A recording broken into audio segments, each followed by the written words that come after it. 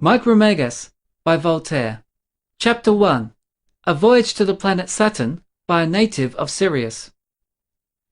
In one of the planets that revolve round the star known by the name of Sirius was a certain young gentleman of promising parts, whom I had the honour to be acquainted with in his last voyage to this our little ant-hill. His name was Micromegas, an appellation suited to all great men, and his stature amounted to 8 leagues in height, that is, 24,000 geometrical paces of 5 feet each. Some of your mathematicians, a set of people always useful to the public, will perhaps instantly seize the pen and calculate that Mr. Micromegas, inhabitant of the country of Sirius, being from head to foot 24,000 paces in length, making 120,000 royal feet, that we, denizens of this earth, being at a medium little more than 5 feet high, and our globe 9,000 leagues in circumference, these things being premised, they will then conclude that the periphery of the globe which produced him must be exactly 120,600,000 times greater than of this our tiny ball. Nothing in nature is more simple and common. The dominions of some sovereigns of Germany or Italy, which may be compassed in half an hour, when compared with the Ottoman, Russian, or Chinese empires, are no more than faint instances of the prodigious difference that nature has made in the scale of beings. The stature of His Excellency being of these extraordinary dimensions, all our artists will agree that the measure around his body might amount to 50,000 royal feet, a very agreeable and just proportion. His nose being equal in length to 1/3 of his face, and his jolly countenance engrossing 1/7 part of his height, it must be owned that the nose of the same Syrian was 6,333 royal feet to a hair, which was to be demonstrated. With regard to his understanding, it is one of the best cultivated I have known. He is perfectly well acquainted with abundance of things, some of which are of his own invention, for when his age did not exceed 250 years, he studied, according to the custom of the country, at the most celebrated university of the whole planet, and by the force of his genius discovered upwards of 50 propositions of Euclid, having the advantage by more than 18 of Blaise Pascal, who, as we are told by his own sister, demonstrated 32 for his amusement, and then left off, choosing rather to be an indifferent philosopher than a great mathematician. About the 450th year of his age, or latter end of his childhood, he dissected a great number of small insects, not more than 100 feet in diameter, which are not perceivable by ordinary microscopes, on which he composed a very curious treatise, which involved him in some trouble. The mufti of the nation, though very old and very ignorant, made shift to discover in his book certain lemmas that were suspicious, unseemly, rash, heretic, and unsound, and prosecuted him with great animosity, for the subject of the author's inquiry was whether, in the world of Sirius, there was any difference between the substantial forms of a flea and a snail. Micromegas defended his philosophy with such spirit as made all the female sex his proselytes, and the process lasted 220 years, at the end of which time, in consequence of the mufti's interest, the book was condemned by judges who had never read it, and the author expelled from court for the term of 800 years. Not much affected at his banishment from a court that teemed with nothing but turmoils and trifles. He made a very humorous song upon the mufti, who gave himself no trouble about the matter, and set out on his travels from planet to planet in order, as the saying is, to improve his mind and finish his education. Those who never travel but in a post-chaise or berlin will doubtless be astonished at the equipages used above, for we that strut upon this little molehill are at a loss to conceive anything that surpasses our own customs. But our traveller was a wonderful adept in the laws of gravitation, together with the whole force of attraction and repulsion, and made such seasonable use of his knowledge that sometimes by the help of a sunbeam, and sometimes by the convenience of a comet, he and his retinue glided from sphere to sphere, as the bird hops from one bough to another. He in a very little time posted through the Milky Way, and I am obliged to own he saw not a twinkle of those stars supposed to adorn that fair empyrean which the illustrious Dr. Derham brags to have observed through his telescope. Not that I pretend to say the doctor was mistaken, God forbid, but Micromegas was upon the spot an exceeding good observer, and I have no mind to contradict any man. Be that as it may, after many windings and turnings, he arrived at the planet Saturn, and, accustomed as he was to the sight of novelties, he could not for his life repress a supercilious and conceited smile, which often escapes the wisest philosopher when he perceived the smallness of that globe, and the diminutive size of its inhabitants. For really, Saturn is but about 900 times larger than this our earth, and the people of that country mere dwarfs, about 1,000 fathoms high. In short, he at first derided those poor pygmies, just as an Indian fiddler laughs at the music of Lully at his first arrival in Paris. But as the Syrian was a person of good sense, he soon perceived that a thinking being may not be altogether ridiculous, even though he is not quite 6,000 feet high, and therefore he became familiar with them after they had ceased to wonder at his extraordinary appearance. In particular, he contracted an intimate friendship with the secretary of the Academy of Saturn, a man of good understanding, who, though in truth he had invented nothing of his own, gave a very good account of the inventions of others, and enjoyed in peace the reputation of a little poet and great calculator. And here, for the edification of the reader, I will repeat a very singular conversation that one day passed between Mr. Secretary and Micromegas. Chapter 2. The conversation between Micromegas and the inhabitant of Saturn. His Excellency having laid himself down, and the secretary approached his nose. It must be confessed, said Micromegas, that nature is full of variety. Yes, replied the Saturnian, nature is like a petar, whose flowers— Pshaw, cried the other, a truce with your petaras.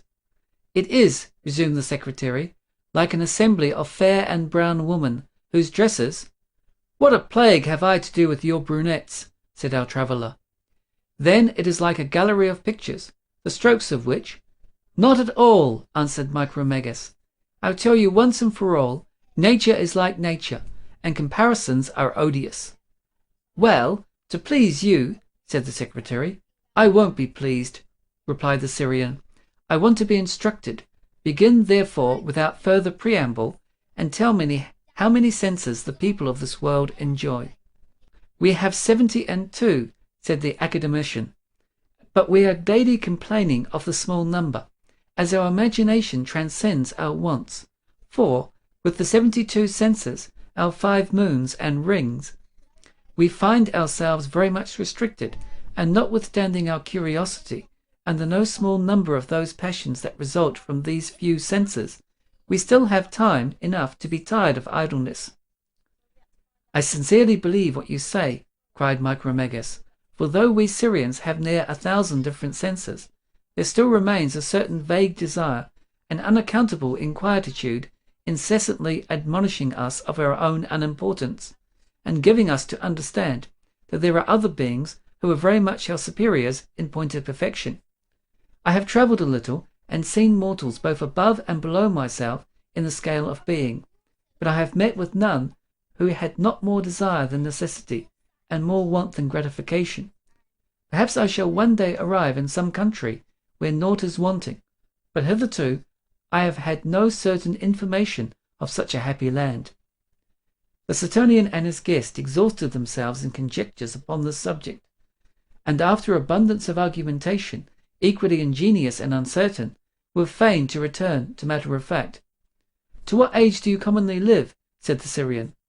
Lackaday, a mere trifle, replied the little gentleman. It is the very same case with us, resumed the other. The shortness of life is our daily complaint, so that this must be a universal law in nature. Alas, cried the Saturnian, Few, very few on this globe outlive 500 great revolutions of the sun. These, according to our way of reckoning, amount to about 15,000 years. So you see, we in a manner begin to die the very moment we are born. Our existence is no more than a point, our duration an instant, and our globe an atom. Scarce do we begin to learn a little when death intervenes before we can profit by experience. For my own part, I am deterred from laying schemes when I consider myself as a single drop in the midst of an immense ocean. I am particularly ashamed, in your presence, of the ridiculous figure I make among my fellow creatures. To this declaration, Micromegas replied, If you were not a philosopher, I should be afraid of mortifying your pride by telling you that the term of our lives is 700 times longer than the length of your existence. But you are very sensible that when the texture of the body is resolved, in order to reanimate nature in another form, which is the consequence of what we call death, when that moment of change arrives, there is not the least difference betwixt having lived a whole eternity or a single day. I have been in some countries where the people live 1,000 times longer than with us, and yet they murmured at the shortness of their time. But one will find everywhere some few persons of good sense, who know how to make the best of their portion and thank the author of nature for his bounty. There is a profusion of variety scattered through the universe, and yet there is an admirable vein of uniformity that runs through the whole. For example, all thinking beings are different among themselves, though at bottom they resemble one another in the powers and passions of the soul. Matter, though interminable, have different properties in every sphere. How many principal attributes do you reckon in the matter of this world? If you mean those properties, said the Saturnian, without which we believe this our globe could not subsist, we reckon in all 300, such as extent, impenetrability, motion, gravitation, divisibility, etc. That small number, replied the traveller, probably answers the views of the Creator on this your narrow sphere. I adore his wisdom in all his works. I see infinite variety, but everywhere proportion. Your globe is small, so are the inhabitants.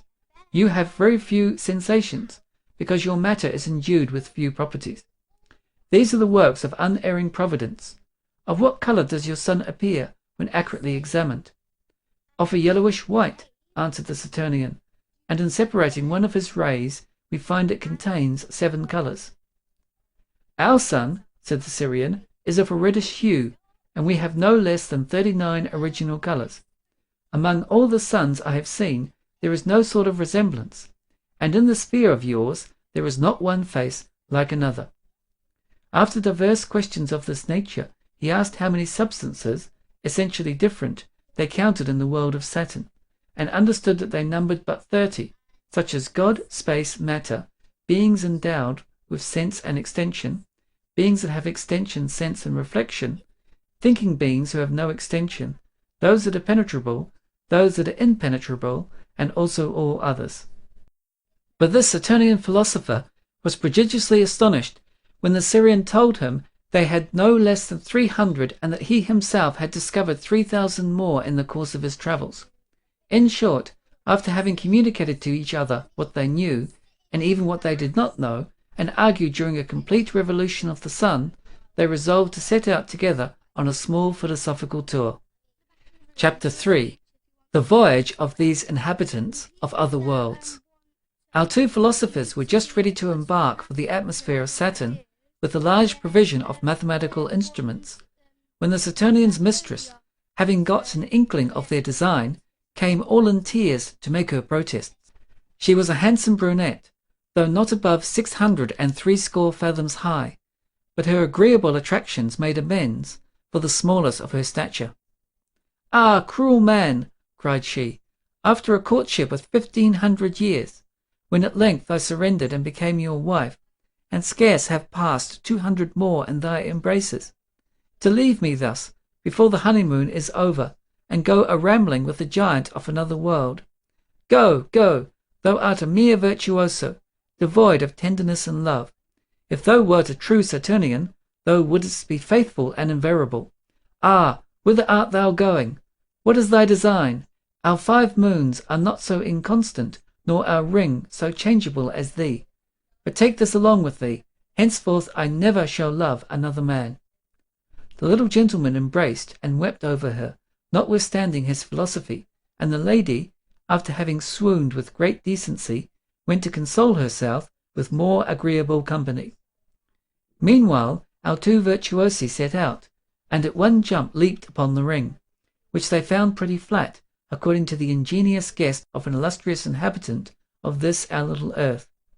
From thence they easily slipped from moon to moon, and a comet chancing to pass, they sprang upon it, with all their servants and apparatus. Thus carried about 150 millions of leagues, they met with the satellites of Jupiter, and arrived upon the body of the planet itself, where they continued a whole year, during which they learned some very curious secrets, which would actually be sent to the press, were it not for fear of the gentlemen inquisitors, who have found among them some collieries very hard of digestion. Nevertheless, I have read the manuscript in the library of the illustrious Archbishop of Dash, who, with that generosity and goodness which should ever be commended, has granted me permission to peruse his books. Wherefore I promise he shall have a long article in the next edition of Morieri, and I shall not forget the young gentlemen, his sons, who gave us such pleasing hopes of seeing perpetuated the race of their illustrious father. But to return to our travellers. When they took leave of Jupiter, they traversed a space of about 100 millions of leagues, and coasting along the planet Mars, which is well known to be 5 times smaller than our little Earth, they descried 2 moons subservient to that orb, which have escaped the observation of all our astronomers. I know Father Castor will write, and that pleasantly enough, against the existence of these 2 moons, but I entirely refer myself to those who reason by analogy. Those worthy philosophers are very sensible that Mars, which is at such a distance from the sun, must be in a very uncomfortable situation without the benefit of a couple of moons. Footnote. This fancy of Voltaire, for it was not a conjecture, was realized in 1877 by Professor Asaph Hall's discovery of this planet's 2 small satellites. End of footnote. Be that as it may, our gentlemen found the planet so small that they were afraid they should not find room to take a little repose, so that they pursued their journey like 2 travellers who despise the paltry accommodation of a village and push forward to the next market town. But the Syrian and his companion soon repented of their delicacy, for they journeyed a long time without finding a resting place, till at length they discerned a small speck, which was the earth. Coming from Jupiter, they could not but be moved with compassion at the sight of this miserable spot, upon which, however, they resolved to land, lest they should be a second time disappointed. They accordingly moved towards the tail of the comet, where, finding an aurora borealis ready to set sail, they embarked, and arrived on the northern coast of the Baltic on the 5th day of July, New Style, in the year 1737. Chapter 4. What befell them upon this our globe. Having taken some repose, and being desirous of reconnoitring the narrow field in which they were, they traversed it at once, from north to south.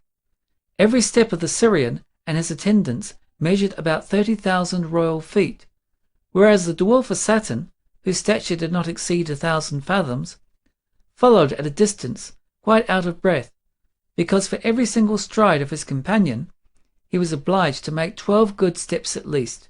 The reader may figure to himself, if we are allowed to make such comparisons, a very little rough spaniel dodging after a captain of the Prussian grenadiers. As those strangers walked at a good pace, they compassed the globe in 36 hours. The sun, it is true, or rather the earth, describes the same space in the course of 1 day. But it must be observed that it is much easier to turn upon an axis than to walk afoot. Behold them, then, returned to the spot from whence they had set out, after having discovered that an almost imperceptible sea, which is called the Mediterranean, and the other narrow pond that surrounds this molehill, under the denomination of the Great Ocean, in wading through which the dwarf had never wet his mid-leg, while the other scarce moistened his heel.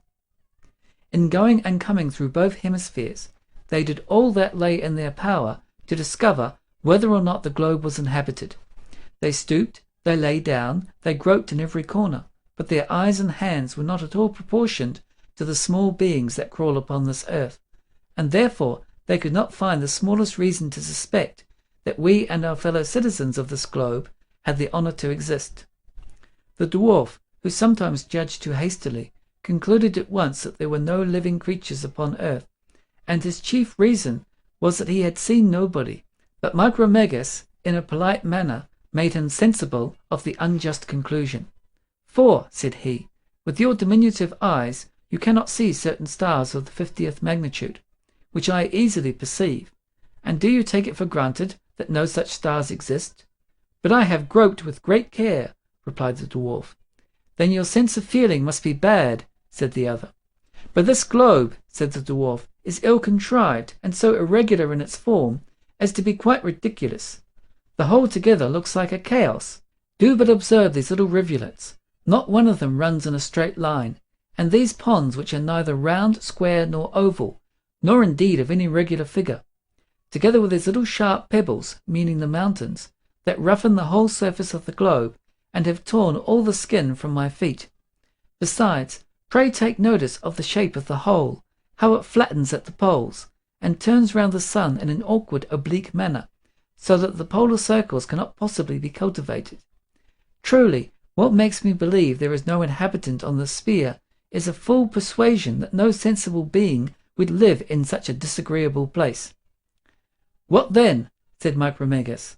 Perhaps the beings that inhabit it come not under that denomination, but to all appearance it was not made for nothing. Everything here seems to you irregular, because you fetch all your comparisons from Jupiter or Saturn. Perhaps this is the very reason of that seeming confusion which you condemn. Have I not told you that in the course of my travels I have always met with variety?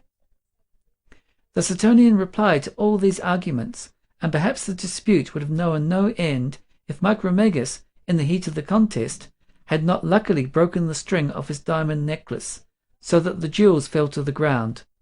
They consisted of pretty small unequal stones, the largest of which weighed 400 pounds, and the smallest 50. The dwarf, in helping to pick them up, perceived as they approached his eye that every single diamond was cut in such a manner as to answer the purpose of an excellent microscope. He therefore took up a small one, about 160 feet in diameter, and applied it to his eye, while Micromegas chose another of 2,500 feet. Though they were of excellent powers, the observers could perceive nothing by their assistance, so they were altered and adjusted. At length the inhabitant of Saturn discerned something almost imperceptible moving between two waves in the Baltic. This was no other than a whale, which in a dexterous manner he caught with his little finger, and placing it on the nail of his thumb, showed it to the Syrian, who laughed heartily at the excessive smallness peculiar to the inhabitants of this our globe. The Saturnians, by this time convinced that our world was inhabited, began to imagine we had no other animals than whales, and, being a mighty debater, he forthwith set about investigating the origin and motion of this small atom, curious to know whether it was furnished with ideas, judgment, and free will. Micromegas was very much perplexed upon this subject. He examined the animal with the most patient attention, and the result of his inquiry was that he could see no reason to believe a soul was lodged in such a body. The two travellers were actually inclined to think there was no such thing as mind in this our habitation, when, by the help of their microscope, they perceived something as large as a whale floating upon the surface of the sea. It is well known that at this period a flock of philosophers were upon their return from the polar circle, where they had been making observations, for which nobody has hitherto been the wiser. The gazettes record that their vessel ran ashore on the coast of Bothnia, and that they with great difficulty saved their lives. But in this world one can never dive to the bottom of things.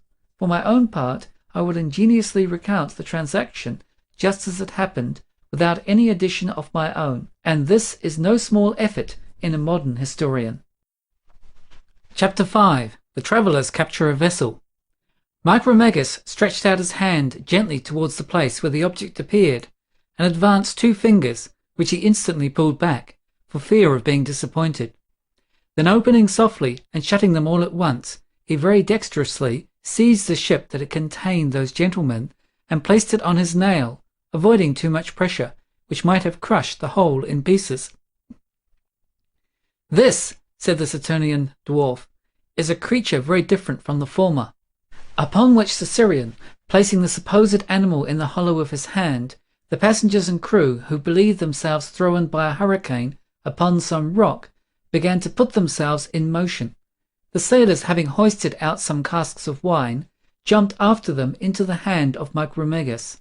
The mathematicians, having secured their quadrants, sectors, and Lapland servants, went overboard at a different place, and made such a bustle in their descent that the Syrian at length felt his fingers tickled by something that seemed to move. An iron bar chanced to penetrate about a foot deep into his forefinger, and from this prick he concluded that something had issued from the little animal he held in his hand. But at first he suspected nothing more, for the microscope, that scarce rendered a whale and a ship visible, had no effect upon an object so imperceptible as a man. I do not intend to shock the vanity of any person whatsoever, but here I am obliged to request people of importance to consider that, supposing the stature of a man to be about 5 feet, we mortals make just such a figure upon the earth as an animal the 60,000th part of a foot in height would exhibit upon a bowl 10 feet in circumference. When you reflect upon a being who could hold this whole earth in the palm of his hand, and is provided with organs proportional to those we possess, you will easily conceive that there must be a great variety of created substances. And pray, what must such beings think of those battles by which a conqueror gains a small village, to lose it again in the sequel? I do not at all doubt but if some captain of grenadiers should chance to read this work, he would add 2 large feet at least to the caps of his company. But I assure him his labour will be in vain, for, do what he will, he and his soldiers will never be other than infinitely diminutive and inconsiderable. What a wonderful address must have been inherent in our Syrian philosopher that enabled him to perceive these atoms of which we have been speaking.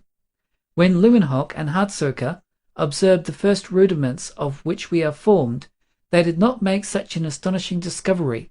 What pleasure, therefore, was the portion of Micromegas in observing the motion of these little machines, in examining all their pranks, and following them in all their operations. With what joy did he put his microscope into his companion's hand, and with what transport did they both at once exclaim, "I can see them distinctly! Don't you see them, carrying burdens, lying down and rising up again?" So saying, their hands shook with eagerness to see and apprehension to lose such uncommon objects. The Saturnian, making a sudden transition from the most cautious distrust to the most excessive credulity, imagined he saw them engaged in their devotions, and cried aloud in astonishment. Nevertheless, he was deceived by appearances, a case too common, whether we do or do not make use of microscopes. Chapter 6. What happened in their intercourse with men.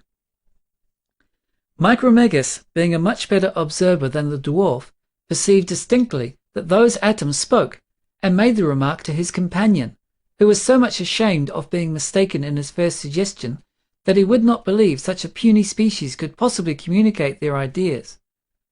For though he had the gift of tongues, as well as his companion, he could not hear those particles speak, and therefore supposed they had no language.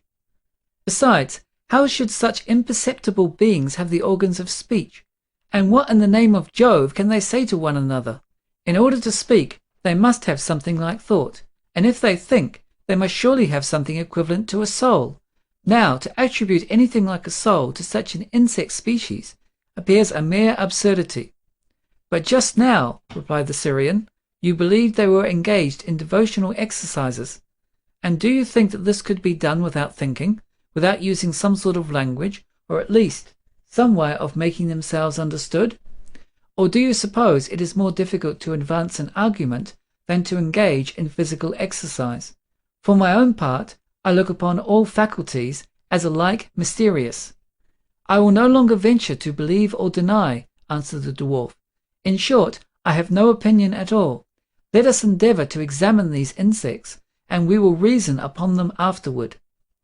"With all my heart," said Micromegas, who, taking out a pair of scissors which he kept for paring his nails, cut off a paring from his thumbnail, of which he immediately formed a large kind of speaking trumpet, like a vast tunnel, and clapped the pipe to his ear.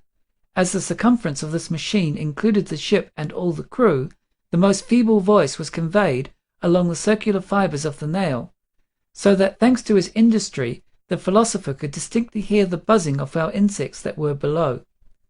In a few hours he distinguished articulate sounds, and at last plainly understood the French language. The dwarf heard the same, though with more difficulty. The astonishment of our travellers increased every instant. They heard a nest of mites talk in a very sensible strain, and that the lusus naturae seemed to them inexplicable. You need not doubt but the Syrian and his dwarf glowed with impatience to enter into conversation with such atoms. Micromegas, being afraid that his voice, like thunder, would deafen and confound the mites, without being understood by them, saw the necessity of diminishing the sound. Each therefore put into his mouth a sort of small toothpick, the slender end of which reached the vessel. The Syrian, setting the dwarf upon his knees, and the ship and crew upon his nail, held down his head and spoke softly.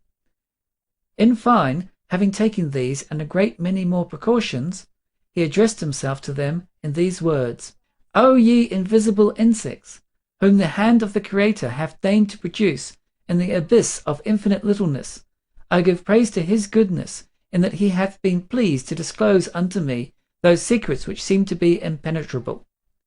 If ever there was such a thing as astonishment, it seized upon the people who heard this address, and who could not conceive from whence it proceeded. The chaplain of the ship repeated exorcisms, the sailors swore, and the philosophers formed a system. But notwithstanding all their systems, they could not divine who the person was that spoke to them. Then the dwarf of Saturn, whose voice was softer than that of Micromegas, gave them briefly to understand what species of beings they had to do with.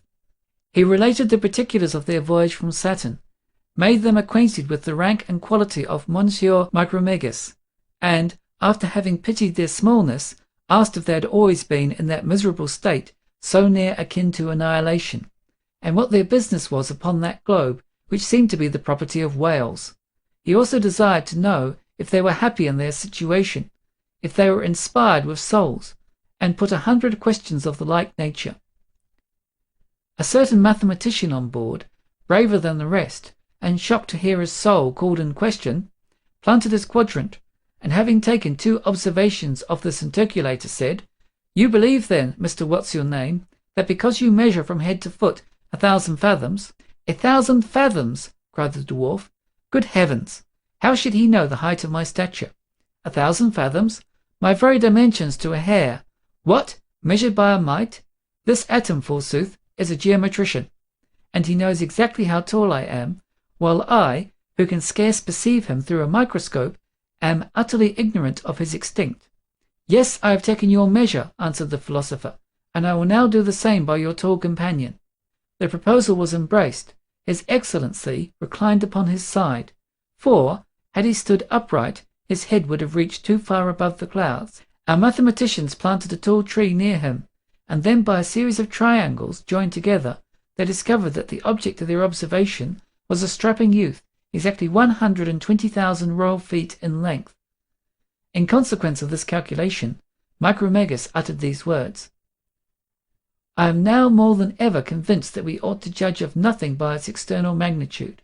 O God, who has bestowed understanding upon such seemingly contemptible substances, thou canst with equal ease produce that which is infinitely small as that which is incredibly great, and if it be possible that among thy works there are beings still more diminutive than these, they may nevertheless be endued with understanding superior to the intelligence of those stupendous animals I have seen in heaven, a single foot of whom is larger than this whole globe on which I have alighted. One of the philosophers assured him that there were intelligent beings much smaller than men, and recounted not only Virgil's whole fable of the bees, but also described all that Swammerdam hath discovered and Reaumur dissected. In a word, he informed him that there are animals which bear the same proportion to bees that bees bear to man, the same as the Syrian himself compared to those vast beings whom he had mentioned, and those huge animals are to other substances, before whom they would appear like so many particles of dust. Here the conversation became very interesting, and Micromegas proceeded in these words: O ye intelligent atoms, in whom the Supreme Being hath been pleased to manifest his omniscience and power, without all doubt your joys on this earth must be pure and exquisite, for being unencumbered with matter, and to all appearance little less than soul, you must spend your lives in the delights of pleasure and reflection, which are the true enjoyments of a perfect spirit. True happiness I have nowhere found, but certainly here it dwells. At this all the philosophers shook their heads, and one among them, more candid than his brethren, frankly owned that, excepting a very small number of inhabitants who were very little esteemed by their fellows, all the rest were a parcel of knaves, fools, and miserable wretches. We have matter enough, said he, to do abundance of mischief, if mischief comes from matter, and too much understanding, if evil flows from understanding. You must know, for example, that at this very moment, while I am speaking, there are 100,000 animals of our own species, covered with hats, slaying an equal number of their fellow creatures who wear turbans. At least they are either slaying or being slain, and this hath usually been the case all over the earth from time immemorial. The Syrian, shuddering at this information, begged to know the cause of those horrible quarrels among such a puny race, and was given to understand that the subject of the dispute was a pitiful molehill called Palestine, no larger than his heel. Not that any one of those millions who cut one another's throats pretends to have the least claim to the smallest particle of that clod. The question is, whether it shall belong to a certain person who is known by the name of Sultan, or to another whom, for what reason I know not, they dignify with the appellation of Pope. Neither the one nor the other has seen or will ever see the pitiful corner in question, and probably none of those wretches who so madly destroy each other ever beheld the ruler on whose account they are so mercilessly sacrificed. Ah, miscreants! Cried the indignant Syrian. Such excess of desperate rage is beyond conception. I have a good mind to take 2 or 3 steps and trample the whole nest of such ridiculous assassins under my feet. Don't give yourself the trouble, replied the philosopher. They are industrious enough in procuring their own destruction. At the end of 10 years, the 100th part of those wretches will not survive, for you must know that, though they should not draw a sword in the cause they have espoused, famine, fatigue, and intemperance would sweep almost all of them from the face of the earth. Besides, the punishment should not be inflicted upon them, but upon those sedentary and slothful barbarians who from their palaces give orders for murdering 1,000,000 of men and then solemnly thank God for their success. Our traveller was moved with compassion for the entire human race, in which he discovered such astonishing contrast. Since you are of the small number of the wise, said he, and in all likelihood do not engage yourselves in the trade of murder for hire, be so good as to tell me your occupation. We anatomize flies, replied the philosopher. We measure lines, we make calculations, we agree upon 2 or 3 points which we understand, and dispute upon 2 or 3,000 that are beyond our comprehension. How far, said the Syrian, do you reckon the distance between the great star of the constellation Gemini and that called Canicula? To this question all of them answered with one voice, 32 degrees and a half. And what is the distance from thence to the moon? 60 semi-diameters of the earth. He then thought to puzzle them by asking the weight of the air, but they answered distinctly that common air is about 900 times specifically lighter than an equal column of the lightest water, and 1900 times lighter than current gold. The little dwarf of Saturn, astonished at their answers, was now tempted to believe those people sorcerers, who, but a quarter of an hour before, he would not allow were inspired with souls. Well, said Micromegas, since you know so well what is without you, doubtless you are still more perfectly acquainted with that which is within. Tell me, what is the soul, and how do your ideas originate? Here the philosophers spoke together, as before, but each was of a different opinion. The eldest quoted Aristotle, another pronounced the name of Descartes, a third mentioned Malebranche, a fourth Leibniz, and a fifth Locke. An old peripatetic, lifting up his voice, exclaimed with an air of confidence, "The soul is perfection and reason, having power to be such as it is, as Aristotle expressly declares, page 633 of the Louvre edition." A quotation in Greek which I cannot read. "I am not very well versed in Greek," said the giant. "Nor I either," replied the philosophical mite. "Why, then, do you quote that same Aristotle in Greek?" resumed the Syrian. "Because," answered the other, "it is but reasonable we should quote what we do not comprehend in a language we do not understand." Here the Cartesian interposing, "The soul," said he, "is a pure spirit or intelligence, which hath received before birth all the metaphysical ideas, but after that event it is obliged to go to school and learn anew the knowledge which it hath lost." "So it is necessary," replied the animal of 8 leagues, "that thy soul should be learned before birth, in order to be so ignorant when thou hast got a beard upon thy chin." "But what dost thou understand by spirit?" "I have no idea of it," said the philosopher. "Indeed, it is supposed to be immaterial." "At least thou knowest what matter is," resumed the Syrian. "Perfectly well," answered the other. "For example, that stone is grey, is of a certain figure, has 3 dimensions, specific weight, and divisibility." "I want to know," said the giant, "what that object is, which according to thy observation hath a grey colour, weight, and divisibility. Thou seest a few qualities, but dost thou know the very nature of the thing itself?" "Not I truly," answered the Cartesian. Upon which the Syrian admitted that he also was ignorant in regard to this subject. Then addressing himself to another sage, who stood upon his thumb, he asked, "What is the soul, and what are its functions?" "Nothing at all," replied this disciple of Malebranche. "God hath made everything for my convenience. In him I see everything, by him I act. He is the universal agent, and I never meddle in his work." "That is being a nonentity indeed," said the Syrian sage, and then turning to a follower of Leibniz, he exclaimed, "Hark ye, friend, what is thy opinion of the soul?" "In my opinion," answered this metaphysician, "the soul is the hand that points at the hour, while my body does the office of the clock. Or, if you please, the soul is the clock, and the body is the pointer. Or again, my soul is the mirror of the universe, and my body the frame. All this is clear and uncontrovertible." A little partisan of Locke, who chanced to be present, being asked his opinion on the same subject, said, "I do not know by what power I think, but well I know that I should never have thought without the assistance of my senses. That there are immaterial and intelligent substances, I do not at all doubt, but that it is impossible for God to communicate the faculty of thinking to matter, I doubt very much. I revere the eternal power, to which it would ill become me to prescribe bounds. I affirm nothing, and am contented to believe that many more things are possible than are usually thought so." The Syrian smiled at this declaration, and did not look upon the author as the least sagacious of the company. And as for the dwarf Saturn, he would have embraced this adherent of Locke, had it not been for the extreme disproportion in their respective sizes.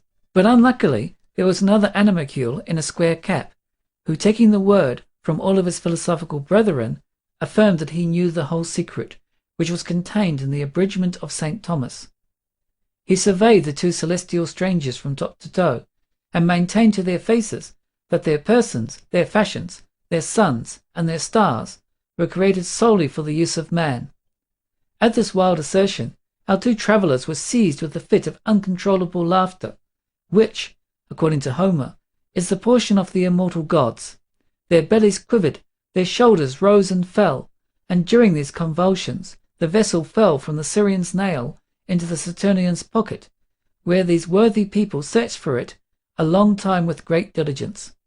At length, having found the ship and set everything to rights again, the Syrian resumed the discourse with those diminutive mites, and promised to compose for them a choice book of philosophy, which would demonstrate the very essence of things.